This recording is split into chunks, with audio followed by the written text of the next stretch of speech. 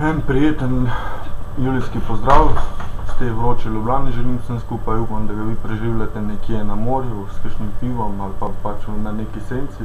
Jaz ga žal ne in se tukaj zabavam z internetom in gledam malo, kaj se pač dogaja po svetu.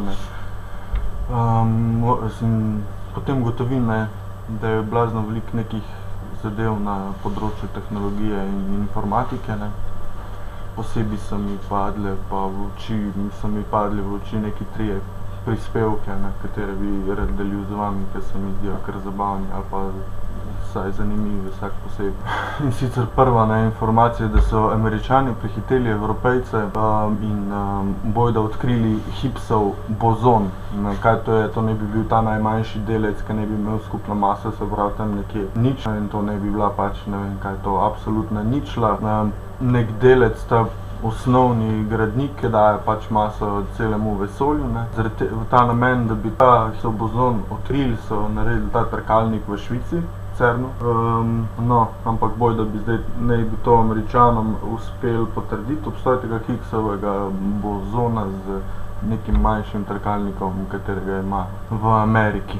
In ko smo že ravno pri robotih, južnokorejsko ministrstvo za obrambo sporoča, da je razvilo robota, kateri ima vgrajen senzor za zaznavanje giba. Orožje, se pravi, lahko strelja ter prepoznavo glasu. Te roboti naj bi bili namenjeni vama zaenkrat, vsak naj bi stal 260.000 evrov.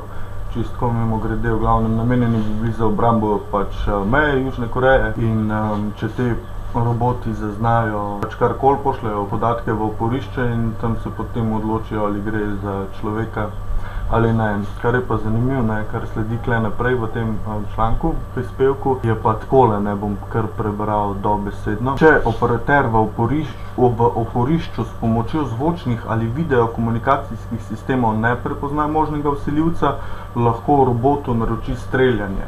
Se pravi, robot bo streljal, če tam pač nikogar ne bo. Mislim, da mi ni treba tukaj neke logike, nekaj naprej razpredati.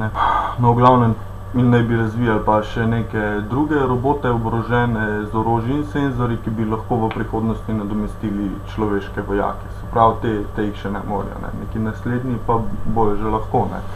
Se pravi, da bo jim dal ukaz, če zaznajo gibanje, da lahko tudi streljajo. V glavnem ni pa nobenih fotografij ali pa nekih videoposnetkov, kako naj bi to funkcioniralo. In smo nazaj, dobesedno. Vmes sem mogel tako parkrat reštartati mašino, upgrade driverje in ne vem kaj vse. Zaenkrat dela, da jaz lahko zdaj spet snemam dalje. In kje smo ostali? Pri zadnji novici, eni izmed mnogih, ki krožijo po internetu danes. Poleg nekih smešnih videov, ampak se ni važen to toliko. Za zadnjo razveseljivo novico naj bi poskrbel Google, oziroma je, in sicer do konca poletja nas bi razveselil, naj bi razveselil sicer uporabnike platforme Android, kar jaz pač nisem, ker imam pač Symbian, kakršenkoli že pač je. No, in s tem App Inventorjem naj bi si sami pač delali razne majhne programčke do zelo enostavnih igrc. Stvar, v čem je pa fora, bi bila pa zelo enostavna, tako pač ne rabimo nobenega programerskega znanja bojda, in stvar ne bi bila tako enostavna, da bi jo obvladale celo ženske z muco v roki, kako kaže tale video, link je od spodaj, jaz imam tukaj samo par frameov, ker pač ga nisem mogel downloadati dol, je pač blokiran.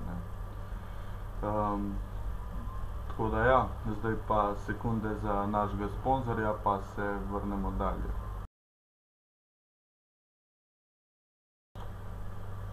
To so bile besede sponzorja, sedaj pa še, da še zaključimo, pa da še obnovim, še vedno poteka do enkrat, ne vem kdaj, sredi avgusta ali sredi septembra nagradna igra. Za glavna nagrada sta dva študentska bona po lastni izbiri. Nagradno vprašanje si lahko ogledate v prejšnjem videu, tako da vabljeni k sodelovanju. To je bilo danes, vse za danes, lep pozdrav iz vroče Ljubljane in upam, da se kmalu vidimo.